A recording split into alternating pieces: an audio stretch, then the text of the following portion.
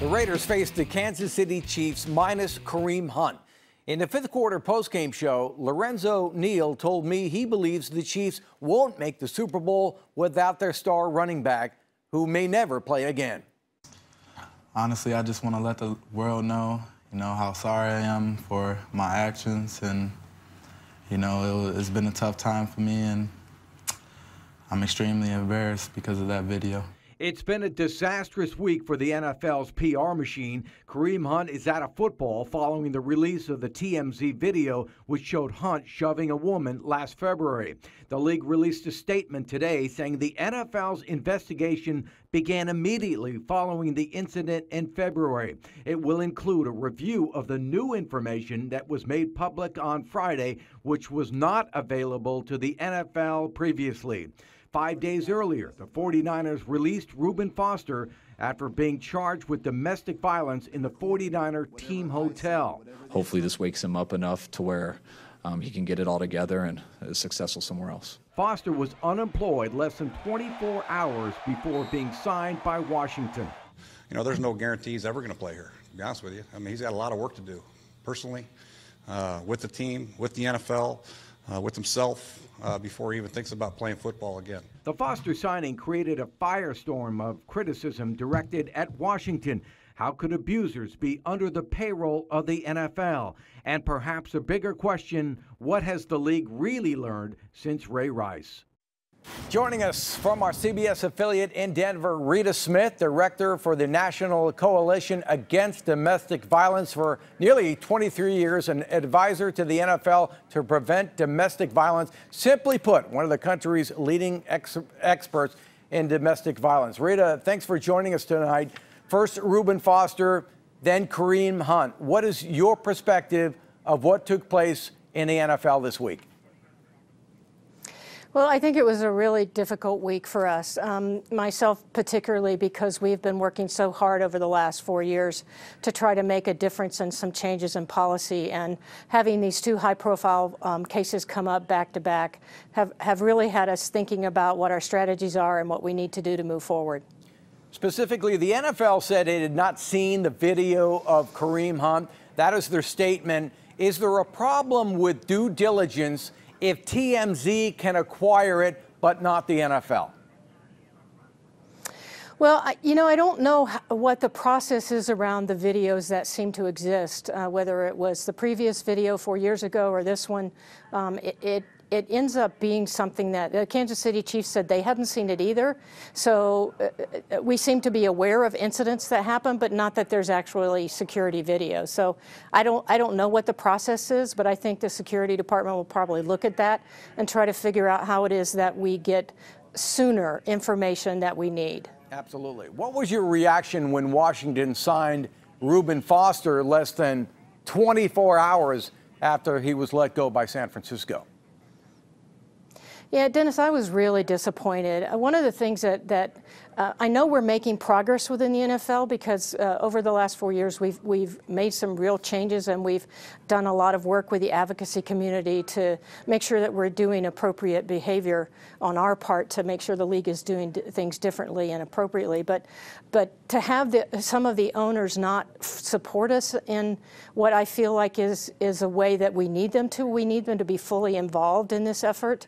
And signing somebody who has that kind of background right away just gives the wrong message in my mind. And I think we need to have full support from the owners in a way that makes sure we're doing things that the public expects us to do appropriately. So 4 years ago, following the Ray Rice suspension, the NFL put together a group of advisors to combat domestic violence. You were one of those advisors.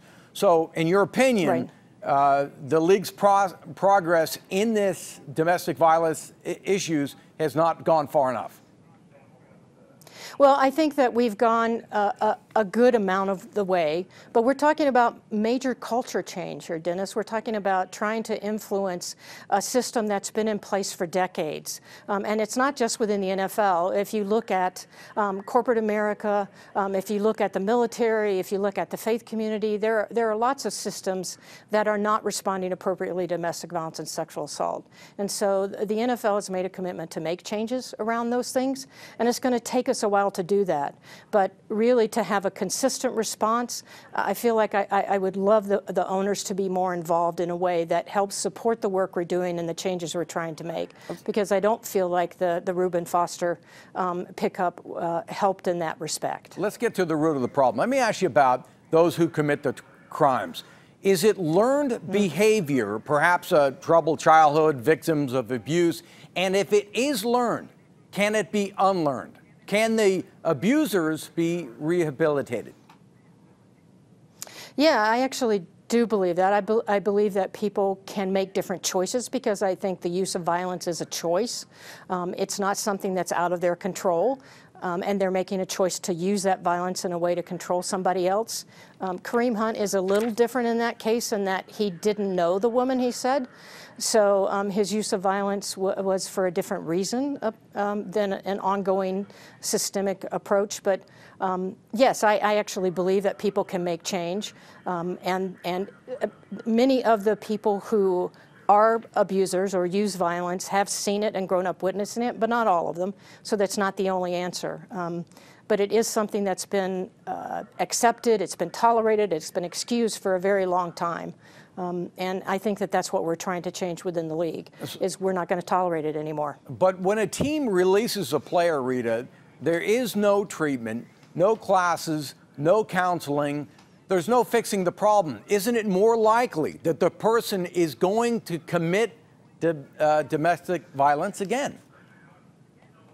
Well, I do know that within the league they have access to resources, and I hope they use those resources. I know that I made sure that every team had information about local resources that they could look to when they needed help, not just for the victims but for the offenders.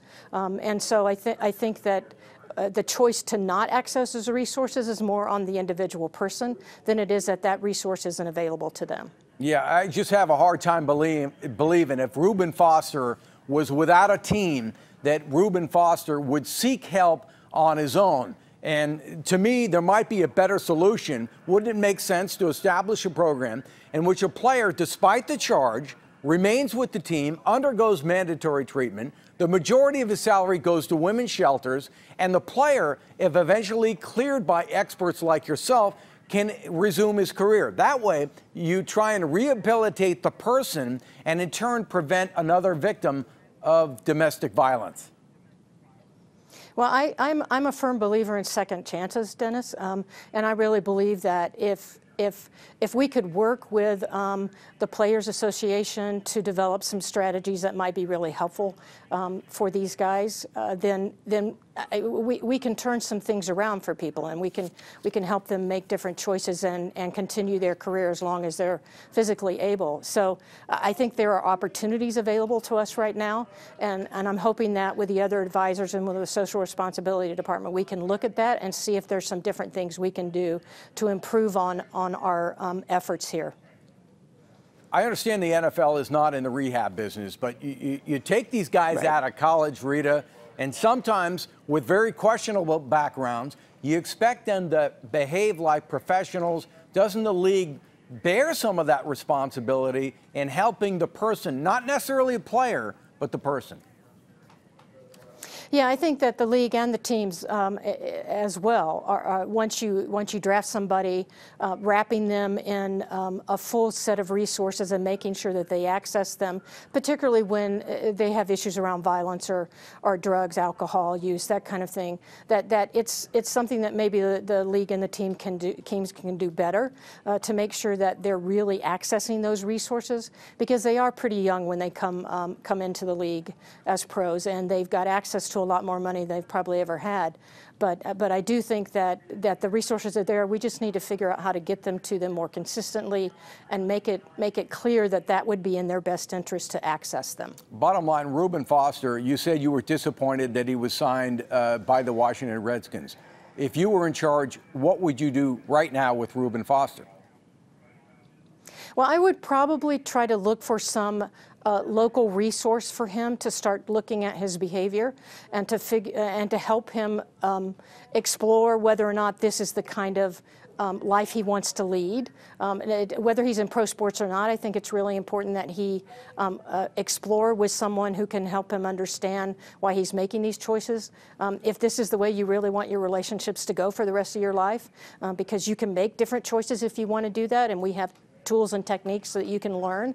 And I would probably be working with him on that level and hope to get him back to a place where he can access, his physical and mental abilities to be a pro player, because they're limited at this level. You know, they're very skilled, expert players, and if we can get him back on the field, I'd love to be able to do that. But what I really want is I want him to be successful in life, which means that we have to look at and help them understand why they're making the choices they're making, and that it's not in their best interest whether they're a player or not.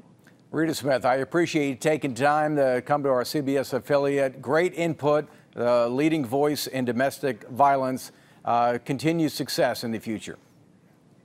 All right. Thank you, Dennis.